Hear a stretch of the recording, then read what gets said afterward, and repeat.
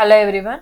In this video, I will be discussing about failure planes of ductile and brittle materials subjected to tension, torsion and compression. These two are the important points we will be considering while finding the failure plane. That is, ductile materials are strong in tension and weak in shear. That means, while finding the failure plane of ductile materials, we will be seeing the plane which has maximum shear because ductile materials are weak in shear, whereas brittle materials are weak in tension. That means while considering brittle materials, we will be seeing the plane which has maximum tension. Now, let's discuss the failure planes in case of tension, torsion and compression in detail. First, we will be seeing under pure tension. Here, we consider a beam subjected to tensile load. Now, let's see what are the failure planes in ductile and brittle materials in case of pure tension. So, we know that ductile materials are weak in shear.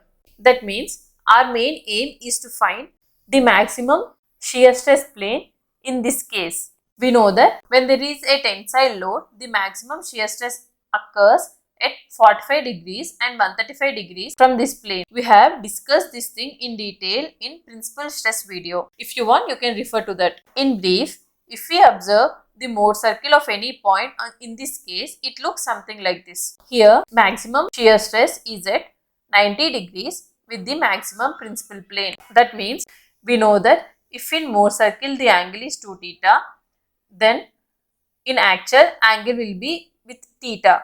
That means here it is 90 degrees. So in actual the maximum shear stress plane will be with 45 degrees with the principal plane and other principal plane will be at 135 degrees. That means these two are the principal planes. So the failure occurs at these planes. Finally, we can say that in case of ductile materials subjected to tension, the failure will be in this way. There will be a slight cup this side and cone this side. We generally call this failure as cup cone failure. These two planes are 45 degrees plane, that is a maximum shear stress plane. Whereas in case of brittle materials are weak in tension. So we will be finding maximum tension plane. We know that as this is the only tensile load acting, this plane is the maximum tensile plane. So in case of brittle materials subjected to tensile load, the failure will be on this plane, that is a maximum principal stress plane.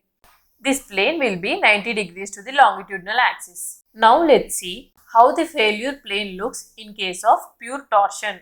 Here on this beam, a torsion is applied. If we consider all the stresses acting at a particular point P, there will be only shear stress because there is no tensile or compressive load. Due to torsion, there will be shear stress acting. That means this particular plane is nothing but plane of maximum shear. Here, the deformation due to shear acting looks something like this. That means this particular plane is subjected to tension, whereas this particular plane is subjected to compression. Here in diagram, we can observe that this particular plane is plane of maximum tension, whereas this particular plane is plane of maximum compression. So, we know that in case of ductile materials, in order to find the failure plane, we have to see what is the maximum shear plane. In this diagram, we can clearly observe this is the maximum shear plane. So, failure plane will be this one, which is normal to longitudinal axis. Whereas, brittle materials are weak in tension. So, in case of brittle materials, we have to see a plane which has maximum tensile load. Here if we observe, this particular plane is the plane of maximum tension. So this is the maximum tensile load plane. So in case of brittle material subjected to torsion, the failure plane looks something like this way. This particular failure is also known as helicoidal failure. This will be 45 degrees with the cross-sectional axis. We can observe this by using Mohr circle also. If we draw the Mohr circle for this condition, this is pure torsion condition. If you have any doubts regarding Mohr circle, you can refer to my video named Principal Stresses and Strains. So, Mohr circle looks something like this with center 0,0 and radius tau. So, this is the tau max plane and this is the maximum tensile stress plane. this is towards positive side. So this is maximum tensile stress plane, whereas this is maximum compressive stress plane. If we observe the angle between tau max plane and maximum tensile stress plane, it is 90 degrees. If it is 90 degrees in Mohr circle, in actual it will be at 45 degrees. You can observe this here also. This angle is 45 degrees. Now let's see in case of pure compression.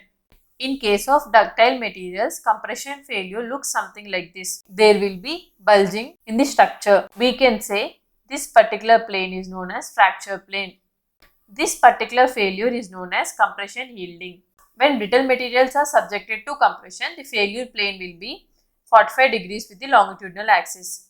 It fails something like this. In exams, generally they will be asking what is the failure plane in case of ductile materials subjected to tension or compression or torsion, or brittle materials subjected to compression, tension or torsion. In some cases, they will be asking this way also. Suppose cast iron is subjected to tension, then what is the failure plane? So, you have to know whether cast iron is ductile material or brittle material. So, it's better to remember these examples. At least remember that cast iron and concrete comes under brittle materials, mild steel, aluminium, copper comes under ductile materials. This is final conclusion of the video in brief. Under pure tension, ductile materials will have a cup cone failure, that is 45 degrees failure with longitudinal axis, whereas brittle materials have a 90 degree failure with longitudinal axis. Under pure torsion, the failure plane will be a plane which is at 90 degrees with longitudinal axis in case of ductile materials,